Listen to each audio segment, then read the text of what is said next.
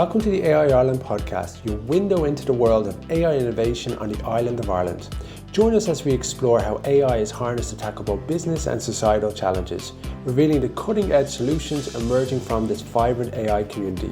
Don't forget to subscribe for the latest updates and insights in the world of AI.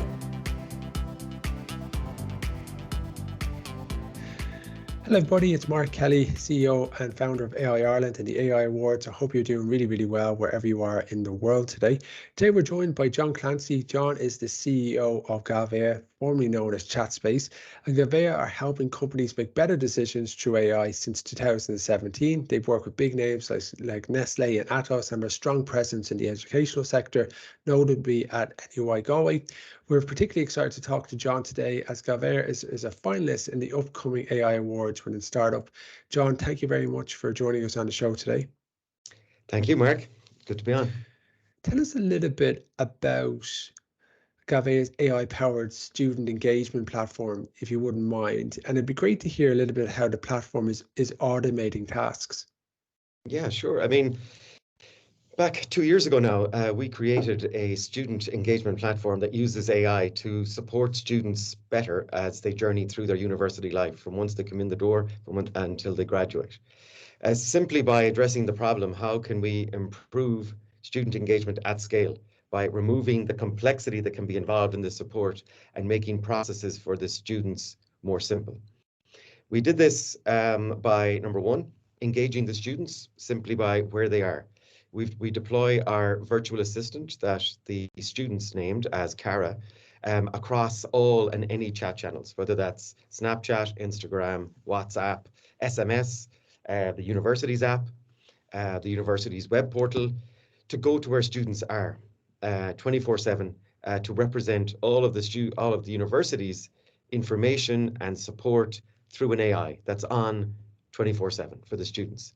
And then on the back end, we've created a platform that helps the university support team deliver those services that they were typically delivering in person that could be handled by an AI so they can deliver it faster and at scale and have it on outside of office hours.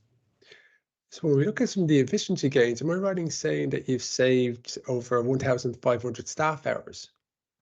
Yes, we have in our first 12 months since we deployed it. Now, how we came up with this is we looked at, the challenges of any organization or any, university body is their typical way of engagement in the past with students was they would call, they'd leave a voicemail, or they'd email. And they were getting thousands of emails every month. Some of the emails were getting lost, because it's difficult to reply. And if you think about college life is very cyclical. So the same queries and the same questions might represent 70% of those emails or voicemails received. And that's a perfect example of where an AI can remove the mundane of the support team's daily life and use an AI as that triage to say, yes, here's how you, as an example, some students would have, especially when they're arriving new on campus, how do I access the library? Where's my password for IT?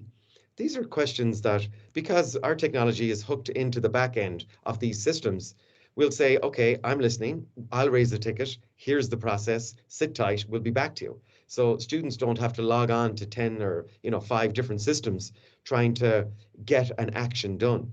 Our AI will do that for them. And so sorry, John. So you kind of mentioned that you're kind of meeting students at where they're at. And one of the statistics we came across was that you from that student experience point of view, you've got Cara trained to resolve 91% of student queries instantly. So that's a really responsive and engaging tool that people are obviously kind of using their feet to say, listen, this is working. How did you kind of get so close to them? Well, look, with any AI, Mark, as you know, you have to train it, and that can be the challenges, is that the length of time it can take on, because we consume all of the university's corpus of data around student support, student services, their website, the library, sports and social, anything that touches a student's life, we've consumed into this AI. But typically you'll find, if you think of it like an inverted index of a triangle, that 20% of all of your data is all students are really interested in.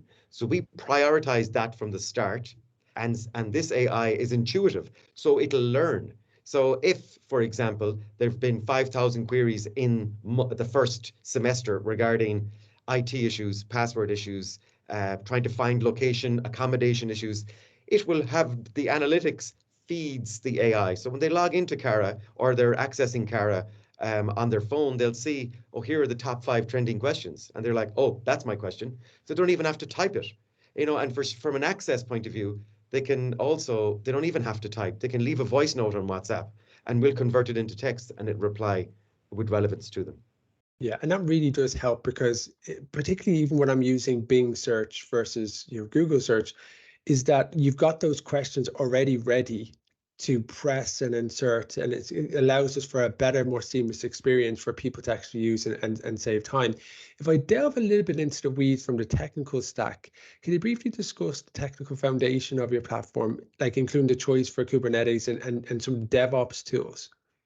Yeah, well, for us, it's really important, data governance, data provisioning, and deployment are extremely important in this world. We're touching people's lives. This is and from a data governance point of view, we deploy this. We used a containerized approach because we don't get to see what's happening in Cara. We don't get to see what's happening in the platform. We deploy this typically within a university's or an organization's private cloud, whether that is Google Cloud Infrastructure, AWS, or Azure. Because for us, we don't want to be touching GDPR-related data, nor does the university. And because we have not built this technology on top of another technology, like on top of Salesforce or SAP or ServiceNow, this is our own code and our own tech. We have found that, the measures that we take in place for security was like, access to any of our core services are protected through Okta single sign-on. All communication between any of the services are also encrypted using SSL and TLS. And containers, we use all of the containers that we deploy the technology in, they're scanned for any vulnerabilities using sync. So we lean into some other technologies that make sense in our space, but we have found that because it's our own tech, we can deploy it to bare metal or we can deploy it to your private cloud. That works. And instead of taking, months or sometimes a year to deploy, we deploy in weeks. So when we look at it more from the analytics perspective on this, so let's say real-time analytics, what challenges or how are you actually using the real-time analytics from the CMS influencing decision-making for staff? Yeah, that's a really good question, because the development of a content management system, all that really means is we take all of the university's student data across their website and across the other corpuses of data. We put it into one place so that, first of all, our AI looks there. If it doesn't find the answer, it'll go and scrape out further. But the most important thing is, for what we have found, is that 5% of all queries have been mental health and well-being related. So all of the support and the care pathways exist physically in the physical world for student services.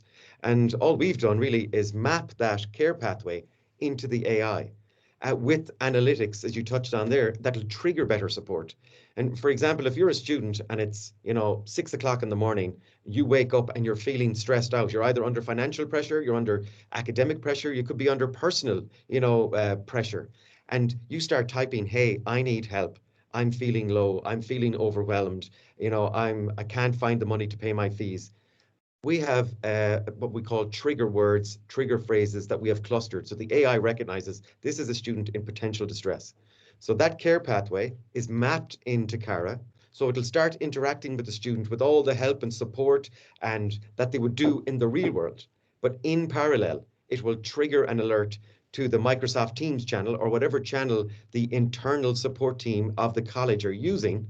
So when they arrive in first thing in the morning, they'll say, hey, Mark Kelly, here is a student in first year. They've got this problem. You can see what the conversation was and you can reach out immediately.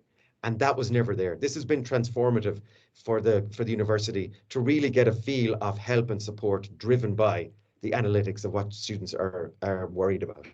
Yeah, wonderful application of that.